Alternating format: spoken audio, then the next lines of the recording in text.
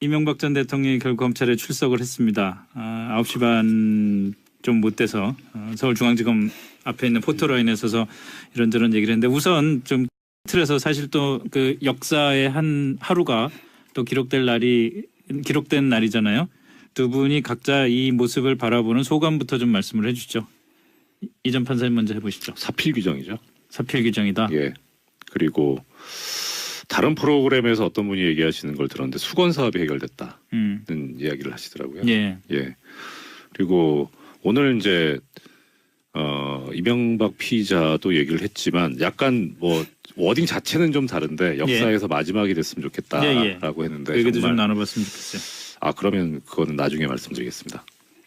아니 뭐 말씀드릴까요? 간단하게 그러니까 간단하게 역사에서 이런 대통령은 다시는 안 나왔으면 좋겠다는 생각이 듭니다. 예. 국가를 수익 모델로 삼아가지고 이렇게 할 수 있다는 게 참 참담하기도 하고 본인 말대로 그리고 국민들이 얼마나 많은 상처를 받았는지 그 다음에 한 분이 뭐 그 자택의 문 사이로 꽃 한 송이를 놓고 갔다는 그런 얘기가 있던데. 네. 그러니까 박근혜 피고인 소환 때하고 비교해 보면은 엄청난 차이가 나잖아요. 네. 예, 뭐 맞고 틀리고 옳고 그르고를 떠나서 어쨌든 그렇게 지지자가 지지를 받지 못하는, 그러니까 뭐 어떤 뭐 위로를 받지 못하는 그런 전직 대통령이라는 게 또 얼마나 본인이 이렇게 덕을 쌓지 못했는가 하는 생각이 들어서 이제 진짜 그야말로 정치적으로나 경제적으로나 사회적으로나 뭐 도덕적으로나 다시는 이런 대통령이 안 나왔으면 하는 그런 생각이 들었습니다. 한마디로 사필 규정이다. 네. 네, 김병민 교수께서는 어떻게 생각하셨습니까? 헌정사의 비극이죠. 그러니까 이명박 전 대통령에 대해서 이제 부정적으로 생각하는 국민들도 우리 판사님처럼 있을 수 있겠습니다만은 네. 당시에 있었던 글로벌 금융위기를 극복하고 실질적으로 이전 대통령 시기에 있었던 경제적인 공과 과를 봤을 때 공이 적지는 않습니다. 다만 지금 있는 내용들에 대해서 현재까지 드러난 혐의들을 사실상 거의 모든 것들을 확정해서 사실상 이전 대통령을 향한 비난의 메시지를 쏟아내는 것은 저는 옳지는 않다라고 판단하고요. 그러니까 오늘 있는 검찰 조사에서 실질적으로 모든 것을 내려놓고 솔직한 조사가 있었으면 좋겠고, 오늘 아침에 이제 김영우 현 의원 같은 경우는 그동안 현 정권이 이명박 전 대통령을 포토라인에 세우기에 쉼없이 달려왔다라고 이 정치보복에 대한 프레임을 여전히 규정하고 있습니다. 그러니까 우리가 이제 전 대통령이 아니라 전 대통령까지 과거에 있었던 일들을 가지고 결국은 이 사법적인 판단을 받는 현재 상황에 대해서 여러 가지 고민을 하게 되는데요. 이게 이제 제왕적 대통령제에 대한 대통령 제도가 갖고 있는 문제점에서 기인하는 것이냐, 아니면 오로지 이명박 전 대통령 한 명이 갖고 있었던 개인적인 문제에 기인하는 것이냐, 이러한 부분들은 일단은 검찰의 조사 그리고 사법적인 판단 이후에 여러 가지 판단을 좀 내려도 늦지는 않을 것 같다는 생각이 듭니다. 예, 지금 말씀하신 것 중에서 우리가 항상 그 전직 대통령 이번이 5번째 아닙니까? 검찰에 그 소환돼서 조사를 받는 게. 근데 그동안 전직 대통령이 소환될 때마다 늘 얘기가 나왔던 게 사실은 제왕적 대통령제의 폐해다. 이런 얘기들을 반복했어요. 언론에서도 그런 지적을 했고, 우선 김 교수께서 이명박 대통령이 받고 있는 혐의들 중에서 제왕적 대통령제의 폐해라고 볼 수 있는 것과 이명박 전 대통령 개인의 그 어떤 문제로 볼 수 있는 것, 혐의 중에서 어떻게 구분할 수 있어 보이십니까? 그러니까 크게 다스 문제 그리고 특활비 문제, 뇌물에 관한 문제 세 가지로 우리가 이전 대통령 혐의를 나눌 수 있지 않겠습니까? 그러니까 지금 불거지고 있는 다스에 관한 거는 말 그대로 이제 개인 비리로 치부할 수 있는 내용이기 때문에 논외로 하고요. 지금 얘기가 나오고 있는 국정원 특활비에 관한 부분들, 그러니까 이 내용을 과연 전직 대통령에 대한 여러 가지 정권에 대한 내용으로 그대로 귀결시켰을 때 역대 정부를 똑같이 동등한 그 공정한 선상에서 놓고 비교를 한다면은 이 부분이 굳이 이명박 전 대통령 시절의 문제였는가? 라고 볼 수 있는가에 대한 지적이 하나 있을 수 있는 것 같고요. 그리고 이 뇌물에 관한 부분들은 실질적으로 대통령 선거를 치르기 위해서 과거 정두환 전 의원이 이런 얘기를 하죠. 그러니까 경천 동지할 만한 일이 여러 가지가 있었다라고 하는데 대통령이 되고 나서 할 수 있는 무수히 많은 일들, 그래서 대통령이 당선되기까지 실제로 일어나게 되는 여러 가지 내용들이 있을 건데 여기 이제 정치자금법 위반 행위들도 있을 것이고 그런 것들을 서로 묵인한 채로 갔던 것은 아닌가에 대한 그 과정상의 문제. 대통령이 당선되고 나서 수많은 인사권을 행사하게 됩니다. 그 수많은 인사권 중에서 실질적으로 법적인 문제에서 문제가 없는 상태의 인사권을 행사했는가에 대한 문제를 우리가 따져볼 필요가 있는 건데 이 모든 것들이 제왕적 대통령제가 갖고 있는 문제점 속에서 역대 어떤 정권이든지 간에 사법적인 판단에 공정한 잣대를 들이대게 된다면 이 문제를 피해갈 수 있는 것인가. 여기에 대한 제도에 대한 관점은 좀 다르게 볼 필요가 있다는 생각이 듭니다. 저는 지금 말씀하신 그 제왕적 대통령 제도가 가져온 폐해하고 이명박 전 대통령의 개인적인 문제하고의 비교를 어떻게 하실 수가 있겠습니까? 역대 정권에 대해서 동일한 법적 잣대를 대면 당연히 다릅니다. 이명박 정부는 범죄 집단입니다. 왜 그렇죠? 읽어드릴까요? 자, 23개입니다. 혐의가. 첫 번째, 3개까지 됐어요? 김백준 국정원 특활비 4억 원, 박재환 국정원 특활비 2억 원, 김진모 국정원 특활비 5천만 원, 김인옥 측에 전달된 국정원 특활비 1억 원, 다스 소송 관여 지시 및 삼성 1억 원 소송 비용 대납, 이팔성 불법 자금 전달, 이상득 전 의원이 22억 5천만 원을 수수했죠. 김소남 전 국회의원 공천원금, 비례대표 상위 순번 배정하는 대가로 4억 원을 받았습니다. 대보그룹 공사수주 청탁받았습니다. 이영배 금강 대표와 공모해서 90억 원 횡령 배임했죠. 이병모 청계재단 사무국장 공모해서 60억 원 횡령 배임했습니다. 다스 여직원 통해서 120억 횡령했죠. 다스에서 수백억 원대 비자금 조성해서 조세 포탈했습니다. 제이롯데월드 특혜에 있었고요. 현대차 커넥션 있습니다. 친인척 명의로 차명 부동산을 보유했죠. 가평 별장이라든가 부천 공장 부지에 관해서 부동산 실권리자 명의 등기에 관한 법률 위반이고요. 해외 매출 채권 수백억 원이 페이퍼 컴퍼니로 흘러가면서 여기에 외국환 관리법과 조세범 처벌법 위반이 있습니다. 그다음에 캐나다 농협 대출 사건이 있고요. 영포 빌딩에 대통령 기록물을 반출해서 은닉했습니다. 다스 BBK 투자금 반환 소송에서 김재수 LA 총영사관을 동원해가지고 압력을 가했죠. 국가정보원 자금으로 18대 19대 총선 직전에 청와대에서 여론조사를 실시한 공직선거법 위반이 있습니다. 국방부 군사이버 사령부 댓글부대 운영에서 대선 개입했죠. 공직선거법 위반과 군영법 위반입니다. 옵셔널 벤처스 주가 조작 사건 있죠. 이것은 자본시장에 관한 법률 위반입니다. 그러니까 지금 얘기하셨던 부분 중에 예. 이것이 지금 댓글 사건이 지금 이명박 전 대통령에도 포함이 돼 있는 내용인가요? 그럼요. 당연히 포함되어 있습니다. 그러니까 오늘 있는 조사 과정에도 포함이 돼 있습니까? 여기서는 지금 받고 있는 혐의인데 네. 거기서 검찰에서 이제 공소시효가 완성됐는지 여부를 검토해가지고 뺄 건 빼겠죠. 그러니까 오늘 그리고 또 하나 더 말씀하셨던 자, 지금 부분 제가 중에 드린 얘기는 이겁니다. 지금 질문 자체가 제왕적 대통령제에서 나온 제도의 문제냐, 사람의 문제냐 관련해가지고 제왕적 대통령제의 문제가 만약에 그게 문제라면 아까 교수님께서 국정원 특활비 말씀하셨죠. 참여정부하고 국민정부 때는 왜 특활비 문제가 없었습니까? 참여정부 시절에 있었던 청와대 그러니까 특활비 문제는 그것은 어떻게 바로 입증을 할 수가 있는 거죠? 없었다는 걸 왜 입증합니까? 있었다는 걸 입증해야죠. 아니 참여정부 시절에 국정원 특활비가 아니라 청와대 내에서 있었던 특활비에 대한 문제가 있었죠. 청와대 내부 참모진에.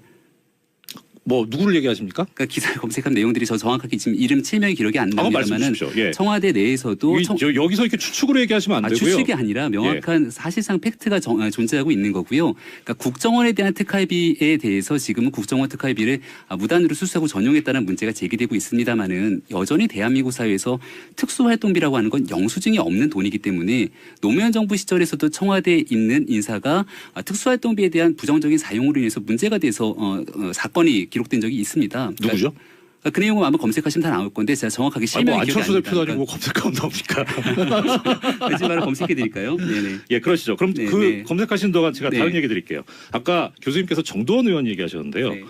이게 왜 뭐가 문제냐면 정도원 의원이 그런 얘기를 했습니다. 광우병 사태 때 촛불 시에 많이 당했었다. MB가. 네. 그래서 이것을 노 전 대통령 세력이 주동했다고 생각을 했고 그걸 부추긴 인간이 더 있었다라고 이제 얘기를 했고요. 그래서 당시 소위 권력기관장에서 검찰총장, 경찰청장, 국세청장 셋 중에 한 명만 남겨놓고 교체한다는 얘기가 돌았는데 살아남아야 하니까 한 명이 일을 벌인 것 같다. 네. 근데 딱 짚어서 한상률이라고 이야기는 못하겠지만 하여튼 국세청장이라고 추정이 된다. 이렇게 지금 권력기관에다 개입을 합니다. 예. 이거는 제왕적 대통령제의 문제가 아니고 사람이 그런 거예요. 지금 문재인 정부 내에서 정치보복이라는 얘기 나오고 뭐 하는데 지금 예컨대 뭐 옛날에 우병우 민정수석 시절처럼 조국 민정수석이 지금 민정수석이 검찰에 개입을 합니까? 뭐 청와대에서 개입을 합니까? 아니거든요. 특활비 문제가 불거졌을 때도 뭐가 문제가 됐었냐면 원세훈 전 국정원장이 자꾸 원세훈 국정원장의 소비 행태를 보다 보니까 이상한 돈들이 출처 없는 돈들이 튀어나오는데 그게 네. 어디서 나온 거냐 하다 보니 국정원 특활비였고 그런데 국정원 특활비 전체를 보다 보니까 비는 돈이 있어서 어디 갔냐 하니까 이게 청와대로 흘러간 게 나온 겁니다. 이명박 피의자를 아예 딱 찍어가지고 그렇게 간 게 아니고 그렇게 흘러 가다 보니까 이렇게 된 거예요. 그러니 이 지금 당시에 MB 시절에 딱 짚어서 이거 노 전 대통령 쪽에서 촛불 시위를 광우병 촛불 시위를 배후 주동하는 거 아니냐라고 해서 들어간 거 전혀 차원이 다르죠. 좋습니다. 그렇죠. 요약을 네. 하자면은 그 이전 판사께서는 개인의 문제지 뭐 제왕적 대통령제 제도의 문제로 볼 건 아니다. 이렇게 정리를 하면 되겠죠. 그렇죠. 앞서 제가 말씀하셨던 거 말씀드렸던 제가 하나 정리를 말씀을 마무리 드려야 될 것 같아요. 그 청와대 노무현 정부 시절의 특활비 문제는 당시에 정상문 전 청와대 총무비서관이 청와대 대통령 특수활동비 12억 5천만 원을 사면 계좌로 관리 횡령한 혐의로 구속 기소된 바가 있고요. 그러니까 실질적인 특수활동비에 대한 문제가 청와대 특수활동 지금 그게 국정원 특수활동비입니까? 그러니까 제가 앞서서 청와대 특수활동비라고 규정을 한 바 있고요. 국정원 특수활동비에 대한 문제는 이렇습니다. 실질적으로 국정원 내에서 쓰고 있는 특수활동비 전체에 대한 문제를 만약에 살펴봤을 때 여기에 대해서 지금 노무현 정부 시절의 국정원 특활비를 전체를 들여다본 적이 없지 않습니까? 이명박 정부 시절에. 그러니까 실질적으로 현재 정권을 집권하고 난 뒤에 박근혜 정부의 특수활동비를 보는 과정 속에서 문제가 발생했던 거고 여기에 한 단계 더 나가서 이명박 정부의 특수활동비까지 살펴보게 된 거죠. 만약에 상황을 정반대로 놓고 이명박 박근혜 정부 시절에 노무현 정부, 김대중 정부 시절의 국정원 특수활동비를 전체를 놓고 따져봤을 때 과연 문제가 없었을 것인가. 그러니까 여기에 대해서는 따져볼 필요가 있다는 겁니다. 제가 드리고 싶은 말씀 그거예요. 그러니까 이명박 박근혜 정부에서 김대중 노무현 정부 시절에 국정원 특수활동비를 들여다봤느냐 그 증거를 저는 갖고 있지는 않습니다. 다만 정황 증거는 뭐가 있냐면 이명박 정부에서 뭘 들여다봤냐 유시민 전 장관 딸의 계좌를 뒤졌어요. 37만 원이 나왔거든요. 이게 뭐냐 그걸 물어본 겁니다. 유시민 전 장관 딸이 세뱃돈 받은 거예요. 이런 식으로 해명을 해야 될 정도로 다 뒤져본 겁니다. 그러니까 지금 우리가 얘기하고 있는 거는 그러니 제가 말씀드린 이런 정황이 있었으니 과연 그걸 안 들여다봤겠느냐? 그렇게 추정할 수 없는 거죠. 아니요, 좋습니다. 이건 좋습니다. 정황 근거를 얘기하는 거예요. 알겠습니다. 지금 뭐 그 약간 좀 옆으로 너무 빠져나가는 그런 느낌이 들어서 일단은 제왕적 대통령제 제도적인 문제가 크다 아니다라는 그 논란 뭐 서로 두 분이서 합의하기는 좀 어려울 것 같고 그 정도 논점이 있었다는 걸로 넘어가겠습니다. 즉 앉아서 하다 보니까 오늘 이슈 토크가 진행자가 굉장히 편한 이슈 토크가 될 것 같다는 그런 생각이 드는데 오늘 이명박 전 대통령이 발표한 입장문 또는 끝내 안 읽은 입장문의 한 문장 이거에 대한 얘기로 좀 넘어가 볼까요? 그 심려를 끼쳐서 대단히 죄송하다고 국민에게 사과를 했고요. 말을 아껴야 한다고 스스로 다짐하고 있다 이런 얘기가 있었습니다. 그 다음에 우선 여기부터 하죠. 말을 아껴야 된다고 스스로 다짐하고 있다는 무슨 뜻일 것 같으세요? 당초에 아무래도 예측을 했을 때 이명박 전 대통령이 지난번에 입장문을 발표했던 것처럼 네. 정치보복으로 규정하는 내용들을 담아낼 것인가에 대한 논의가 있지 않았습니까? 예. 그러니까 측근들은 조금 더 강경한 메시지를 발표해야 된다라는 얘기를 하고 있었고요. 이명박 전 대통령 입장에서는 그래도 법치주의를 지켜야 된다는 마음속에서 그런 메시지를 발표할 수는 없다라고 얘기를 했기 때문에 네. 말 그대로 하고 싶은 얘기는 많지만 이 내용을 다 하지 못한다라고 하는 내용은 현재 검찰 수사 그리고 정권이 현재 이루어지고 있는 적폐청산이라고 하는 기조에 대한 굉장히 불편한 심기를 드러내고 있는 예. 거고요. 그럼에도 불구하고 앞서 이제 이명박 전 대통령 측에서 얘기하고 있는 것처럼 현재 상황 속에서 전직 대통령으로 수사를 받을 수 있는 부분들은 공정히 받겠다라고 하는 메시지를 전달한 것 같습니다. 네. 이전 판사께서는 이 말을 아껴야 한다. 뭐 여러 가지 함의가 있겠습니다마는 오전에 김용민의 정치쇼에서 김태현 변호사가 이 부분에 관해서 얘기를 한 게 있어요. 네. 그러니까 그 김태현 변호사의 휴민트에 의하면 어제 그 김 변호사는 그런 휴민트 정보는 우리 프로그램에서 안 하고 맨날 딴 프로그램 가서 자주 부르십시오. 아니 그 정도면 자주 부르는 거죠. 어쨌든 그러니까 어제 저녁에 마련했던 이 워딩은 오늘 나왔던 워딩하고 달랐다는 겁니다. 예, 그래서 이 부분이 이제 말을 아낀다라는 말은 없었고 예. 당연히 들어가 있었던 게 정치보복 얘기가 들어가 있었다는 정치 거예요. 보복에는 표현이 들어갔다고요. 예, 들어가 있. 아까 그렇게 얘기하셨던 걸로 저는 기억하고 예, 있어요. 예, 예. 그러니까 기억에 남는 거는 이제 오늘 한 방송이 아침에 한 건데 그 저녁에도 기억이 안 나네요. 뭐 그럴 나이가 됐죠. 아, 왜 이러세요? 예, 김태현 변호사가 주의 깊게 봤던 거는 예. 그 뭐 이렇게 희곡이나 시나리오처럼 지문에 나오는 이제 뭐 단호하게 뭐 이런 이제 괄호 속에 그런 단어들이 있었다. 예, 예. 그런 얘기가 상당히 인상적이었다. 뭐 그런 얘기를 하면서 그런데 이게 오늘 아침이 되면서 바뀌었다는 거예요. 예. 그래서 전부 거기에 모아진 거죠. 그러니까 말을 아끼겠다. 예. 할 말은 많지만. 예. 그래서 아마도 내부적으로 이것을 수정하는 과정에서 매파보다는 비둘기파 쪽의 주장이 받아들여진 것 아닌가. 예. 이건 제 해석입니다. 예. 예. 그런데 말이죠. 그 또 카메라 기자들이 딱 그 촬영을 해가지고 이제 그 종이를 보니까 이번 일이 모든 정치적 상황을 떠나서 공정하게 이루어지기를 기대합니다라는 문장이 빠졌더라고요. 또 이 문장은 말을 아껴야 한다고 스스로 다짐하고 있다는 말 다음에 이제 붙은 거란 말이죠. 이번 일이 모든 정치적 상황을 떠나서 공정하게 이루어지기를 기대합니다. 이것도 결국 정치보복을 시사한 걸까요? 뭐 맞는 말이라고 볼 수 있는 것 같고요. 그러니까 정치적 상황이라는 표현이 예. 앞서 제가 김영우 의원이 얘기했던 내용들과 좀 일맥상통하지 않는가라는 생각이 예. 듭니다. 그러니까 이명박 전 대통령이 지난번 입장문 김백준 전 기획관이 구속되고 나서 입장문을 발표했을 때 노무현 전 대통령의 죽음을 언급한 바가 있죠. 그러니까 이 전 대통령에 향한 수사는 결과론적으로 그랬죠. 노무현 전 대통령의 죽음에서 이어진 것이다. 그 그렇기 얘기를 때문에 지금에 있는 검찰의 수사라고 하는 부분들이 결국은 현재 이명박 전 대통령에 대한 정치적 상황과 무관할 수가 없다라고 네. 하는 판단을 하는 것 같은데 이 내용들을 굳이 발표하지 않았던 거는 첫 번째는 보면서 좀 긴장한 나머지 빼먹었든가 굳이 빼뜨릴 이유는 저는 없다고 보거든요. 아니면 두 번째는 이 내용을 굳이 언급하지 않더라도 이미 뭐 앞서 발표한 여러 가지 내용 중에 충분히 같은 내용들이 다 담겨져 예. 있기 때문에 말을 아껴야 된다라는 그 한마디 한마디에 다 담겨져 있다라는 담겨져 생각이 있는 것 듭니다. 아니냐. 네. 정치적 상황을 떠나 이게 좀 말하기가 부담스럽지 않았을까요? 저는 이 부분에서는 교수님 생각하고 같은데요. 그러니까 사실 이게 말 자체가 네. 그냥 공정하게 해달라. 네. 너무 뻔한 얘기 아닙니까? 그리고 그거는 아닌 것 같아서 그러니까요. 예. 그러니까 공정하게 해달라라든가 성실하게 조사에 임하겠다라는 건 다들 뻔한 얘기거든요. 예. 당연히 해야 당연한 건데 당연한 얘기를 한다는 것은 바로 지금 앵커께서 지적하신 대로 그 안에 또 뭐가 있는 거 아니냐. 네. 그럼 결국은 중복이 되는 거죠. 같은 말이. 그러니까 할 말은 많지만 아끼겠다고 했는데 또 뭐 어떤 함의가 있는 말을 또 한다는 것은 굳이 무용한 거 아닌가 싶어서 예. 아마 뭐 어떤 그동안의 행태를 보면 저는 막 일부러 안 했다라고 하는 쪽보다는 뭐 이렇게 좀 실수로 빠뜨린 게 아닐까 하는 쪽에 무게는 있을 거는 같은데 결과적으로는 잘한 것 같다는 생각이 듭니다. 이거. 결과적으로는 잘한 것 같다. 네. 왜요? 굳이 뭐 다시 얘기할 필요는 없잖아요. 그냥 할 말을 아끼겠다고 해놓고 말을 아끼겠지만 또 얘기하는 건 아끼는 게 아니잖아요. 알겠습니다. 저 다른 이슈도 있어서 이명박 전 대통령 건 여기서 좀 정리를 했으면 좋겠는데 이전 판사 그 저것만 좀 정리할게요. 그 혐의가 아까 뭐 23개라고 그러셨는데 뭐 그 언론사마다 그 카테고라이즈 하기에 따라서 이제 다른 거잖아요. SBS는 16개라고 정리를 해서 가고 그러는데 전부 다 혐의입니다. 지금 그 혐의가 전부 인정이 될 경우에 지금 양형 기준에 따른 그 형량은 어떻게 되나요? 일단 지금 가장 무거운 게 뇌물수수죄인데요. 예. 뇌물수수죄가 법에 정해진 것은 그러니까 1억 원 이상을 수수한 경우에 네. 특정범죄 가중처벌 등에 관한 법률에 의해서 무기 또는 10년 이상의 징역입니다.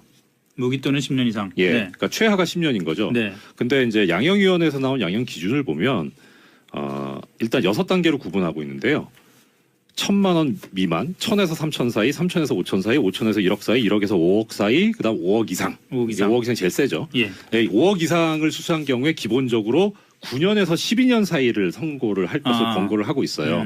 근데 여기서 이제 깎을 요소가 있으면 낮춰가는 거고 네. 낮췄을 때는 7년에서 10년 사이. 네. 그다음에 올릴 요소가 있을 때는 이제 올라가는데 예. 그 경우에는 무기 또는 11년 이상을 선고하도록 권고를 하고 있는데 이제 사유들이 문제죠. 어떤 경우에 깎을 것이고 어떤 경우에 올릴 것이냐인데 네. 깎는 사유를 보면 대체로 이제 뭐 진지하게 반성하는 경우, 그다음에 전과가 없는 경우, 네. 뭐 그다음에 가담 정도가 뭐 별로 뭐 경미한 경우 뭐 이런 경우고요. 그다음에 올릴 경우에는 이제 뇌물을 받은 데서 그친 게 아니라 실제로 더 그 청탁에 따른 행위까지 해준 경우. 예. 그러니까 뭐 지금 받는 혐의 중에 하나가 다스 소송 비용을 대납받고 사면을 해줬다는 거잖아요. 이건희 회장을. 그러니까 이제 그게 만약에 유죄로 인정이 된다면 이건 이제 뇌물을 받고 실제 더 나쁜 행위까지 한 거죠. 네. 시기를 이용해서 이런 경우 이제 올리게 돼 있고 뭐 적극적으로 요구한 경우. 네네. 예, 그 다음에 3급 이상 공무원, 고위 공무원인 경우. 그 다음에 뭐 초범이 아니고 다 전과가 있는 경우, 그다음에 2년 이상 장기간 동안 뇌물을 수수한 경우 이런 경우 올리게 돼 있습니다. 그런데 지금 분석해 보면 진지한 반성 부분은 아직은 잘 모르겠어요. 뭐 현재로서는 지금 다 부인하고 있다고는 하는데 네. 법정에서 다시 뭐 그렇죠. 마음을 바꿔서 반성을 할 수 있으니까 이제 그 요소만 배제한다면 지금 가중 요소가 너무 많기 때문에 상당히 형은 높을 것 같습니다. 알겠습니다. 여기까지 정리를 하고요.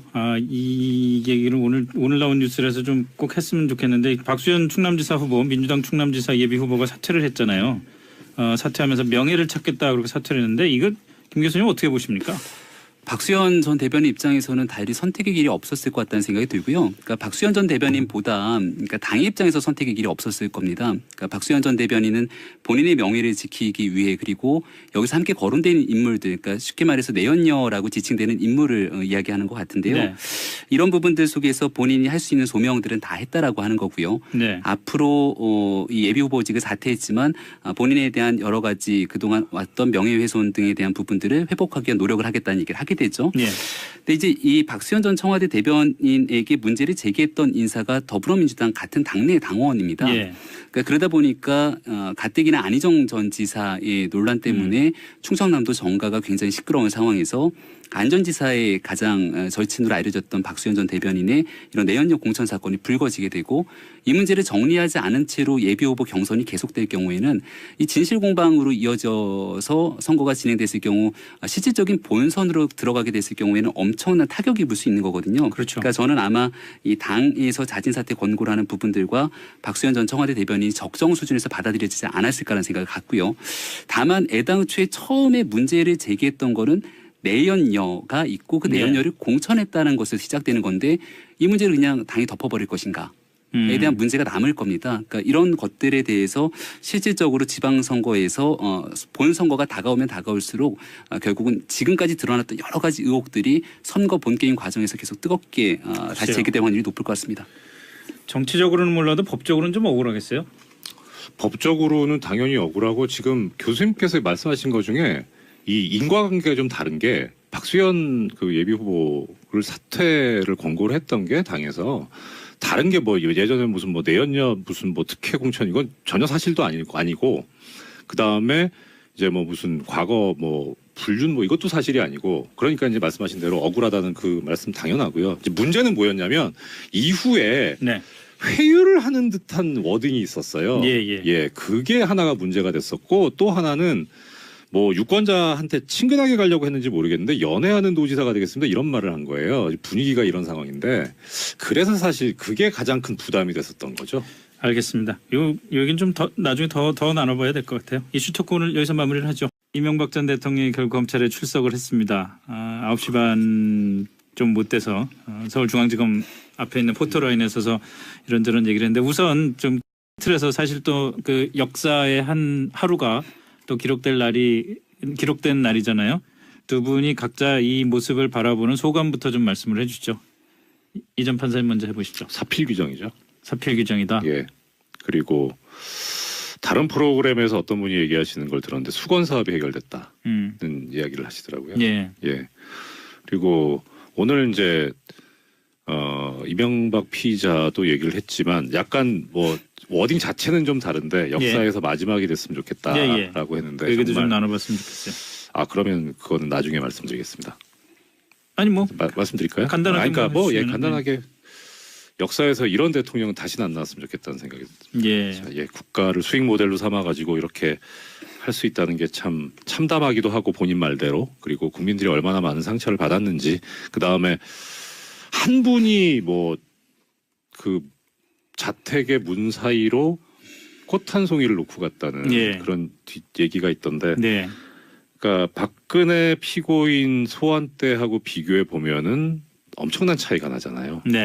뭐 맞고 틀리고 옳고 그르고를 떠나서 어쨌든 그렇게 지지자가 지지를 받지 못하는 그러니까 뭐 어떤 뭐 위로를 받지 못하는 그런 전직 대통령이라는 게 또 얼마나 본인이 이렇게 덕을 쌓지 못했는가 하는 생각이 들어서 이제 진짜 그야말로 정치적으로나 경제적으로나 사회적으로나 뭐 도덕적으로나 다시는 이런 대통령이 안 나왔으면 하는 그런 생각이 들었습니다. 한마디로 사필 규정이다. 네.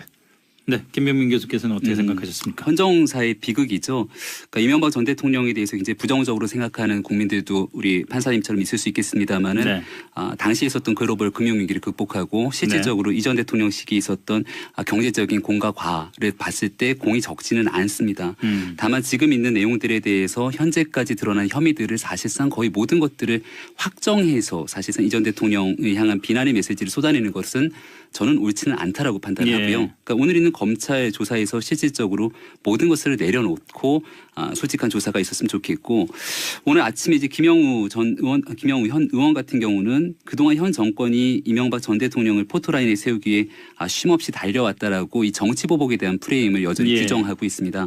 그러니까 우리가 이제 전 대통령이 아니라 전 대통령까지 과거에 있었던 일들을 가지고 결국은 이 사법적인 판단을 받는 현재 상황에 대해서 여러 가지 고민을 하게 되는데요. 이게 이제 제왕적 대통령제에 대한 대통령 제도가 갖고 있는 문제점에서 기인하는 것이냐, 아니면 오로지 이명박 전 대통령 한 명이 갖고 있었던 개인적인 문제에 기인하는 것이냐, 이러한 부분들은 일단은 검찰의 조사 그리고 사법적인 판단 이후에 여러 가지 판단을 좀 내려도 늦지는 않을 것 같다는 생각이 듭니다. 예, 지금 말씀하신 것 중에서 우리가 항상 그 전직 대통령 이번이 5번째 아닙니까? 검찰에 그 소환돼서 조사를 받는 게.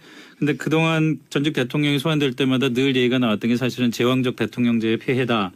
이런 얘기들을 반복했어요. 언론에서도 그런 지적을 했고, 우선 김 교수께서 제왕적 이명박 대통령이 받고 있는 혐의들 중에서 네. 제왕적 대통령제의 폐해라고 볼 수 있는 것과 이명박 전 대통령 개인의 그 어떤 문제로 볼 수 있는 것, 네. 혐의 중에서 어떻게 구분할 수 있어 보이십니까? 그러니까 크게 다스 문제 그리고 특활비 문제, 뇌물에 관한 문제 세 가지로 우리가 이전 대통령 혐의를 나눌 수 있지 않겠습니까? 네. 그러니까 지금 불거지고 있는 다스에 관한 거는 말 그대로 이제 개인 비리로 치부할 수 있는 내용이기 때문에 논외로 하고요. 네. 지금 얘기가 나온 네. 앞서 제가 김영우 의원이 얘기했던 내용들과 좀 일맥상통하지 않는가라는 생각이 예. 듭니다.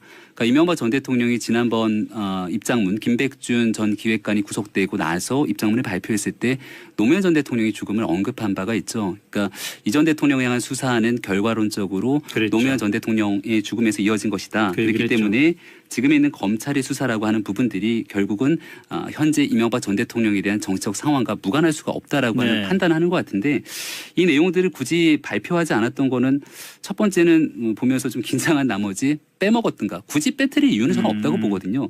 아니면 두 번째는 이 내용을 굳이 언급하지 않더라도 이미 뭐 앞서 발표한 여러 가지 내용 중에 충분히 같은 내용들이 다 담겨져 예. 있기 때문에 말을 아껴야 된다라는 그 한마디 한마디에 다 담겨져 있다라는 담겨져 생각이 있는 것 듭니다. 아니냐. 네. 정치적 상황을 떠나 이게 좀 말하기가 부담스럽지 않았을까요? 뭐 저도 이 부분에서는 교수님 생각하고 같은데요. 그러니까 사실 이게 말 자체가 네. 그냥 공정하게 해달라. 네. 너무 뻔한 얘기 아닙니까? 그리고 그거는 아닌 것 같아서 그러니까요. 예. 그러니까 공정하게 해달라라든가 성실하게 조사에 임하겠다라는 건 다들 뻔한 얘기거든요. 예. 당연히 해야 당연한 건데, 당연한 얘기를 한다는 것은 바로 지금 앵커께서 지적하신 대로 그 안에 또 뭐가 있는 거 아니냐. 네. 그럼 결국은 중복이 되는 거죠. 같은 말이. 그러니까 할 말은 많지만 아끼겠다고 했는데 또 뭐 어떤 함의가 있는 말을 또 한다는 것은 굳이 무용한 거 아닌가 싶어서 예. 아마 뭐 어떤 그동안의 행태를 보면 저는 막 일부러 안 했다라고 하는 쪽보다는 뭐 이렇게 좀 뭐 실수로 빠뜨린 게 아닐까 하는 쪽에 무게는 있을 거는 같은데 결과적으로는 잘한 것 같다는 생각이 듭니다. 이거. 결과적으로는 잘한 것 같다. 네. 왜요? 그러니까 굳이 뭐 다시 얘기할 필요는 없잖아요. 그냥 할 말을 아끼겠다고 해놓고 말을 아끼겠지만 또 얘기하는 건 아끼는 게 아니잖아요. 알겠습니다. 저 다른 이슈도 있어서 이명박 전 대통령 건 여기서 좀 정리를 했으면 좋겠는데 이전 판사 그 저것만 좀 정리할게요. 그 혐의가 아까 뭐 23개라고 그러셨는데 뭐 그 언론사마다 그 카테고라이즈 하기에 따라서 이제 다른 거잖아요. SBS는 16개라고 정리를 해서 가고 그러는데 전부 다 혐의입니다. 지금 그 혐의가 전부 인정이 될 경우에 지금 양형 기준에 따른 그 형량은 어떻게 되나요? 일단 지금 가장 무거운 게 뇌물수수죄인데요. 예. 뇌물수수죄가 법에 정해진 것은 그러니까 1억 원 이상을 수수한 경우에 네. 특정범죄 가중처벌 등에 관한 법률에 의해서 무기 또는 10년 이상의 징역입니다. 무기 또는 10년 이상. 예, 네. 그러니까 최하가 10년인 거죠. 네. 근데 이제 양형위원회에서 나온 양형 기준을 보면 일단 6단계로 구분하고 있는데요. 1,000만 원 미만, 1,000에서 3,000 사이, 3,000에서 5,000 사이, 5,000에서 1억 사이, 1억에서 5억 사이, 그다음 5억 이상. 5억 이상. 5억 이상이 제일 세죠. 예. 네, 5억 이상을 수수한 경우에 기본적으로 9년에서 12년 사이를 선고를 할 것을 권고를 하고 있어요. 근데 여기서 이제 깎을 요소가 있으면 낮춰가는 거고 네. 낮췄을 때는 7년에서 10년 사이. 네. 그다음에 올릴 요소가 있을 때는 이제 올라가는데 예, 예. 그 경우에는 무기 또는 11년 이상을 선고하도록 권고를 하고 있는데 이제 사유들이 문제죠. 어떤 경우에 깎을 것이고 어떤 경우에 올릴 것이냐인데 네. 깎는 사유를 보면 대체로 이제 뭐 진지하게 반성하는 경우, 그다음에 전과가 없는 경우, 네. 뭐 그다음에 가담 정도가 뭐 별로 뭐 경비한 경우 뭐 이런 경우고요. 그다음에 올릴 경우에는 이제 뇌물을 받은 데서 그친 게 아니라 실제로 더 그 청탁에 따른 행위까지 해준 경우. 예, 예. 그러니까 뭐 지금 받는 혐의 중에 하나가 있고 있는 국정원 특활비에 관한 부분들, 그러니까 이 내용을 과연 전직 대통령에 대한 여러 가지 정권에 대한 내용으로 그대로 귀결시켰을 때 역대 정부를 똑같이 동등한 그 공정한 선상에서 놓고 비교를 한다면은 이 부분이 굳이 이명박 전 대통령 시절의 문제였는가라고 볼 수 있는가에 대한 네. 지적이 하나 있을 수 있는 것 같고요. 그리고 이 뇌물에 관한 부분들은 실질적으로 대통령 선거를 치르기 위해서 과거 정두환 전 의원이 이런 얘기를 하죠. 그러니까 경천 동지할 만한 일이 여러 가지가 있었다라고 예, 하는데. 예. 대통령이 되고 나서 할 수 있는 무수히 많은 일들, 네. 그래서 대통령이 당선되기까지 실제로 일어나게 되는 여러 가지 내용들이 있을 건데 여기 이제 정치자금법 위반 행위들도 있을 것이고 네. 그런 것들을 서로 묵인한 채로 갔던 것은 아닌가에 대한 그 과정상의 문제. 대통령이 당선되고 나서 수많은 인사권을 행사하게 됩니다. 그 수많은 인사권 중에서 실질적으로 법적인 문제에서 문제가 없는 상태의 인사권을 행사했는가에 대한 문제를 우리가 따져볼 필요가 있는 건데 네. 이 모든 것들이 제왕적 대통령제가 갖고 있는 문제점 속에서 역대 어떤 정권이든지 간에 사법적인 판단에 공정한 잣대를 들이대게 된다면 이 문제를 피해갈 수 있는 것인가. 여기에 대한 제도에 대한 관점은 좀 다르게 볼 필요가 있다는 네. 생각도 듭니다. 이전 는 지금 말씀하신 그 제왕적 대통령 제도가 가져온 폐해하고 이명박 전 대통령의 개인적인 문제하고의 비교를 어떻게 하실 수가 있겠습니까? 역대 정권에 대해서 동일한 법적 잣대를 대면 당연히 다릅니다. 이명박 정부는 범죄 집단입니다. 왜 그렇죠? 읽어드릴까요? 자, 23개입니다. 혐의가. 첫 번째, 3개까지 됐어요? 김백준 국정원 특활비 4억 원, 박재원 국정원 특활비 2억 원, 김진모 국정원 특활비 5천만 원, 김인옥 측에 전달된 국정원 특활비 1억 원, 다스 소송 관여 지시 및 삼성 1억 원 소송 비용 대납, 이팔성 불법 자금 전달, 이상득 전 의원이 22억 5천만 원을 수수했죠. 김소남 전 국회의원 공천원금, 비례대표 상위 순번 배정하는 대가로 4억 원을 받았습니다. 대보그룹 공사수주 청탁받았습니다. 이영배 금강 대표와 공모해서 90억 원 횡령 배임했죠. 이병모 청계재단 사무국장 공모해서 60억 원 횡령 배임했습니다. 다스 여직원 통해서 120억 횡령했죠. 다스에서 수백억 원대 비자금 조성해서 조세 포탈했습니다. 제이롯데월드 특혜에 있었고요. 현대차 커넥션 있습니다. 친인척 명의로 차명 부동산을 보유했죠. 가평 별장이라든가 부천 공장 부지에 관해서 부동산 실권리자 명의 등기에 관한 법률 위반이고요. 해외 매출 채권 수백억 원이 페이퍼 컴퍼니로 흘러가면서 여기에 외국환 관리법과 조세범 처벌법 위반이 있습니다. 그다음에 캐나다 농협 대출 사건이 있고요. 영포 빌딩에 대통령 기록물을 반출해서 은닉했습니다. 다스 BBK 투자금 반환 소송에서 김재수 LA 총영사관을 동원해가지고 압력을 가했죠. 국가정보원 자금으로 18대 19대 총선 직전에 청와대에서 여론조사를 실시한 공직선거법 위반이 있습니다. 국방부 군사이버 사령부 댓글부대 운영에서 대선 개입했죠. 공직선거법 위반과 군영법 위반입니다. 옵셔널 벤처스 주가 조작 사건 있죠. 이것은 자본시장에 관한 법률 위반입니다. 그러니까 지금 근데 얘기하셨던 이것이- 부분 중에 예. 이것이 지금 댓글 사건이 지금 이명박 전 대통령에도 포함이 돼 있는 내용인가요? 그럼요. 당연히 포함되어 있습니다. 그러니까 오늘 있는 조사 과정에 포함이 돼 있습니까? 여기서는 지금 받고 있는 혐의인데 네. 거기서 검찰에서 이제 공소시효가 완성됐는지 여부를 검토해가지고 뺄 건 빼겠죠. 그러니까 오늘 그리고 하나 더 말씀하셨던 자, 지금 부분 제가 중에 드린 얘기는 이겁니다. 지금 질문 자체가 제왕적 대통령제에서 나온 제도의 문제냐, 사람의 문제냐 관련해가지고 제왕적 대통령제의 문제가 만약에 그게 문제라면 아까 교수님께서 국정원 특활비 말씀하셨죠. 참여정부하고 국민정부 때 왜 특활비 문제가 없었습니까? 참여정부 시절에 있었던 청와대 그러니까 특활비 그것은 문제는 어떻게 바로 입증을 할 수가 있는 거죠? 없었다는 걸 왜 입증합니까? 있었다는 걸 입증해야죠. 아니 참여정부 시절에 국정원 특활비가 아니라 청와대 내에서 있었던 특활비에 대한 문제가 있었죠. 청와대 내부 참모진에. 뭐 누구를 얘기하십니까? 그러니까 기사를 검색한 내용들이 저 정확하게 지금 이름 7명이 기록이 안 한번 말씀해 납니다만은 주십시오. 예. 청와대 내에서도 여기서 이렇게 추측으로 얘기하시면 안 되고요. 추측이 아니라 명확한 사실상 팩트가 존재하고 있는 거고요. 그러니까 국정원에 대한 특활비에 대해서 지금은 국정원 특활비를 무단으로 수수하고 전용했다는 문제가 제기되고 있습니다만은 여전히 대한민국 사회에서 특수활동비라고 하는 건 영수증이 없는 돈이기 때문에 노무현 정부 시절에서도 청와대에 있는 인사가 특수활동비에 대한 부정적인 사용으로 인해서 문제가 돼서 사건이 기록된 적이 있습니다. 누구죠?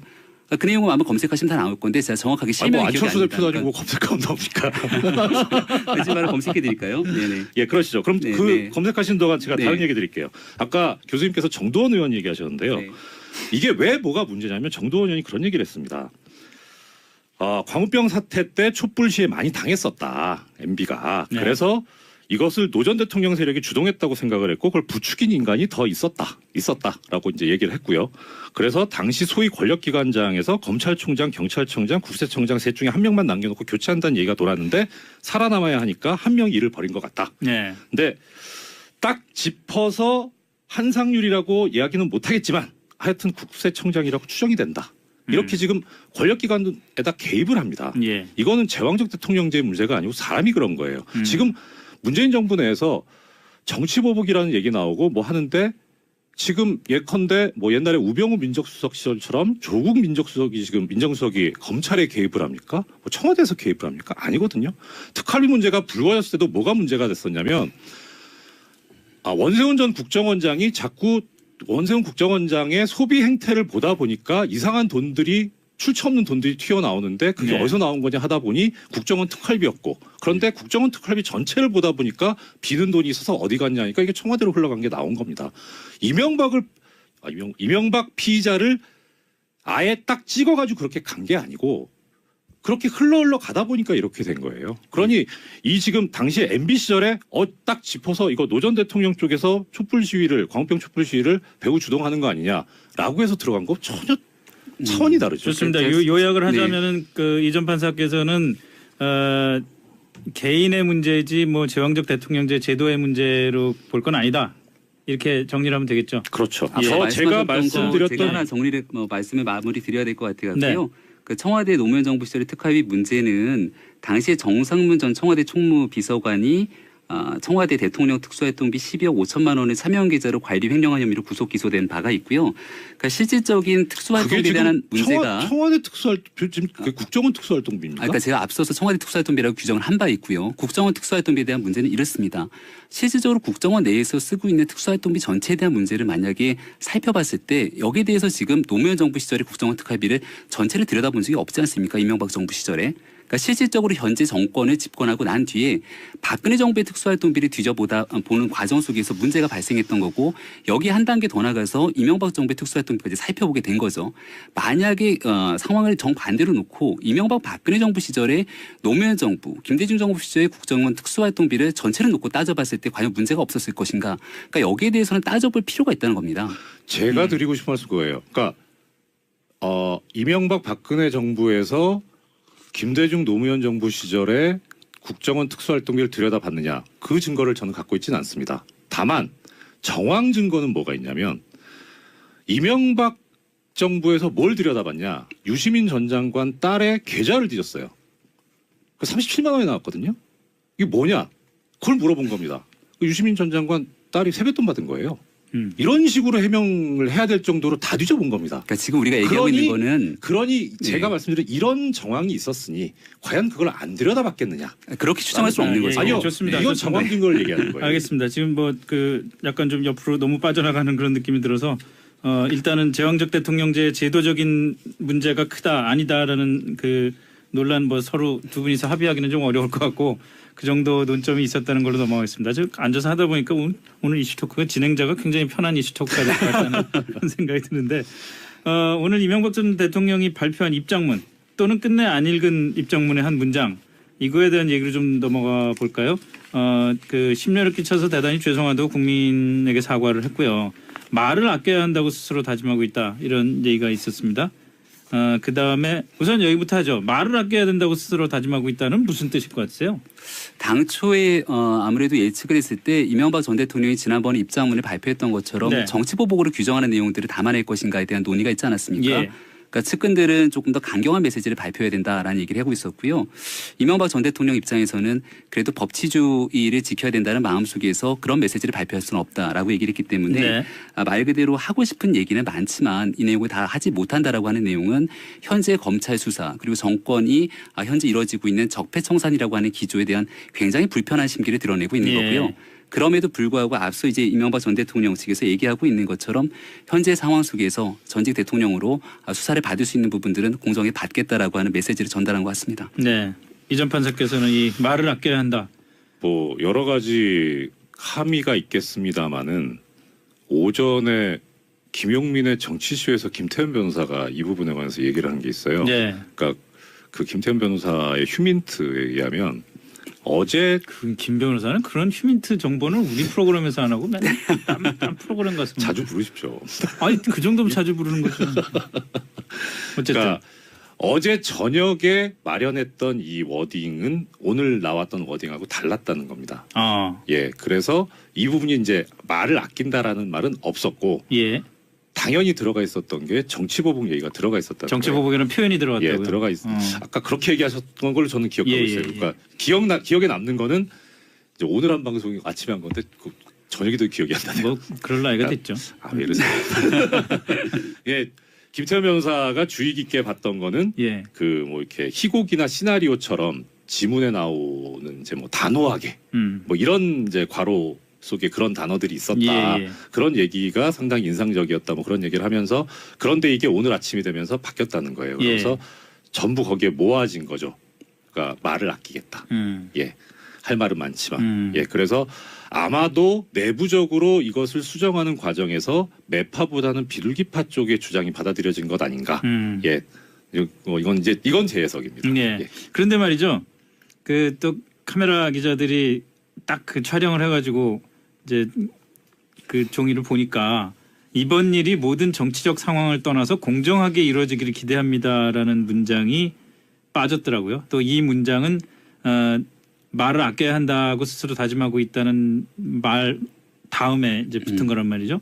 이번 일이 모든 정치적 상황을 떠나서 공정하게 이루어지기를 기대합니다. 이것도 결국 정치보복을 시사한 걸까요? 뭐 맞는 말이라고 볼 수 있는 것 같고요. 그러니까 정치적 상황이라는 표현이 예.